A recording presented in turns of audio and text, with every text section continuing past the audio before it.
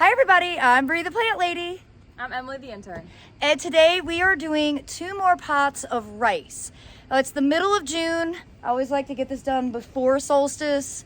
So of course the days are gonna start to decrease in length. But what I found over the years is that rice planted here in Zone 7, Central North Carolina in mid-June actually perform best.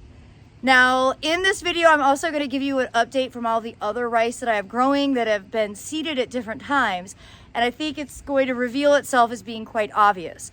Rice is a tropical plant, an annual. You grow it from seed, it grows through the heat of the summer, it then flowers and sets seed and dies, okay? But it likes super hot conditions, which is why now, mid-June is ideal. It likes really warm soil. And of course, we are growing varieties of rice that like a lot of moisture, which is why we're concentrating them in large plastic pots with no drainage holes. So basically creating rice paddies right here in our driveway. They're gonna be really easy for Emily to keep watered because she waters every day because she's awesome. And this is a variety called Black Mudras. And I originally got this from Park Seed, and for some reason they aren't listing it anymore. It's very sad. I think I may have been the only person distributing the seed this year. And of course I only sell seed at in-person events. I'm sorry, no mail order. But I wanted to show you how simple this process is, because it really is one of those things that like everyone has eaten rice before, but almost no one has ever seen it growing. And you know, this is an installation to try and show you exactly how easy it can be to grow one of those essential crops, to really just make it so that you have a greater appreciation for accessibility at the grocery store. You know, again, growing 2 pots of rice, you're not gonna not buy it. That's not the point. It's more to have the experience and to grow something that you've never cultivated before. So let me turn the camera around and show you exactly how to do it. First of all, I want to acknowledge I am using pots from last year that grew rice. They've been sitting on their sides all winter until yesterday when I pulled them out. And I am not getting rid of the soil. There is nothing wrong with used soil. You don't dig out the soil from your ground. Why would you need to do that for your pots? That is just an unnecessary reason for you to buy more stuff. So we are going to top dress, fill in some more soil because that's a little bit low. But I've got 2 matching pots and we're gonna do the Black Mudras as I explained. You can see this is what the seed not hulled looks like. This is ideal for germination. So our first step is we're just gonna top dress some of the soil cube that I literally just dumped out from potatoes. Again, that doesn't matter. There is nothing wrong with used soil. You can see there's some viola seedlings in here. I'm not worried about that. And so we're just gonna top dress to about just below this lip, and then we will scatter the seeds and water them in. Okay, so Emily, bring that over here and basically take a handful.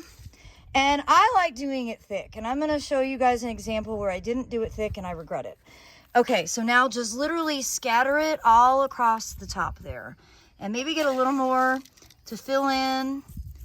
Perfect. And then all we're gonna do is kind of like rub it in so that it has good contact with soil. I've learned over the years not to put more soil on top or not to mulch, because when it germinates, it pushes all that off and it basically looks like a toupee. And if you don't remove it, you'll get a donut hole in the middle of the grass clump. So you're better to just do exactly what I did. Don't top dress. So now let's do the other pot. Exactly. Look guys, she's a natural. And then same thing, just kind of rough it in. And then you're gonna water it in. Oop, that's a little rot from a potato. You're gonna water it in. And then once these start to germinate, that's when you want them to basically hold water. So let me show you guys some examples of rice that are already growing. So literally on the other side of the wall, like 3 feet away, we've got Rex rice. And this one here I did as an example in April, and that video can be found in the How to Grow Rice playlist. And you see how short it is? That's because we weren't all that warm and it's kind of stunted. Now you can see it's got standing water in the pot. That is normal. And I do see some mosquito larvae, so we need to add the BT dunks to all these pots so that we are encouraging even more mosquito activity. Now on the other side of the chair is Rex rice, but this was sown the end of April as a demonstration at the J.C. Ralston Arboretum. You see how much taller the plants are, and that's because it didn't go through a cold period. So later is always better. And you can see also standing water. That's exactly what they want at this stage so that they don't ever dry out. Now over here at the Carolina Garden House, these are 2 more pots of Rex rice. These were done in May. They are growing quite well. They're shorter than the others, but that's because they haven't been growing as long. And again, you can see that standing water. I did have some challenges getting the rice started this year because we kept having massive rainstorms and it was basically washing the seed out. So you do want to be conscientious when you're sowing the seed to not have your pots overflow because you want that seed to actually stay in the container to germinate. Now here is the pot of black Mudras, and there's a lot of stuff going wrong here. Which doesn't make me happy, but it's a learning experience for everyone. So first of all, someone told me on YouTube that I was planting my rice too densely and that I should not put so many seeds in a pot. Well, what you end up with is kind of not a very inspiring installation. Now you can see compared to that Rex rice, the black Mudras is much more purple, and it really gets more and more purple with heat. I actually added more seed to this, and oh my gosh, I see a lot of mosquito larvae, so we have to get the BT dunks out. That's why I wanted to do the seeding out front with better coverage, better density, because I personally don't think that this pot is really even worth showing you, but I do like to show failures along with successes. Now, this isn't a complete failure because it is germinating and growing. I also don't think that it's very ornamental. All right, so I keep talking about it. I might as well apply it. Here it is, Mosquito Bits. This is a biological control that kills them in their larval stage. So I'm just gonna take this and I'm gonna scatter it in this pot. Probably could read the directions on how much, but I think because I have so many, I might as well be somewhat vigorous with it. I'm gonna do this to all of the containers. All right, so some quick rice facts. Remember, full sun, wet feet if you're growing lowland rice like I am.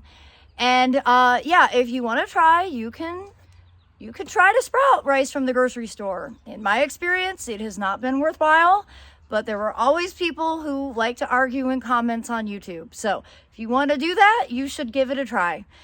I think you're better off finding rice that is produced for the purpose of you actually planting, because you're going to have a significantly higher germination rate. And you can just do a simple Google search to locate rice seed suppliers. Again, I only distribute rice in the spring and early summer at in-person events, so no mail order, please don't ask. What else?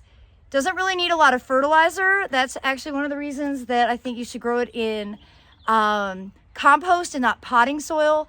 Potting soil, first of all, it dries out too much, but a lot of potting soil has synthetic fertilizer embedded, and that's really not necessary. Once a month, I will treat all of these with kelp emulsion, with just a really low rate of NPK that is in liquid form. And I basically do that to all of my containers. And well, It will be sometime September when this rice that is seeded today on June 16th will actually start to flower, and really it'll be late September into October before I'm harvesting the seed. So this is definitely a plant that will keep you occupied all summer, but really low maintenance, and I think a plant that everybody should at least grow one time. All right, you can see that I added the Mosquito Bits to these pots that were just seeded. I get these watered in, and I look forward to sharing updates with all of you during my weekly garden tours and also my monthly container garden tours. So be sure to subscribe so you'll stay in the loop to be able to watch the progress. And of course, later on this season, I will give you some instructions on harvesting and go through some of the challenges of actually making this rice ready for you to cook in your kitchen, which is something that I haven't completely figured out entirely, which is why I primarily focus on growing rice for the experience and to share this knowledge with other people. Well, thanks so much for watching, everybody. I hope you'll be inspired to plant some rice for yourself.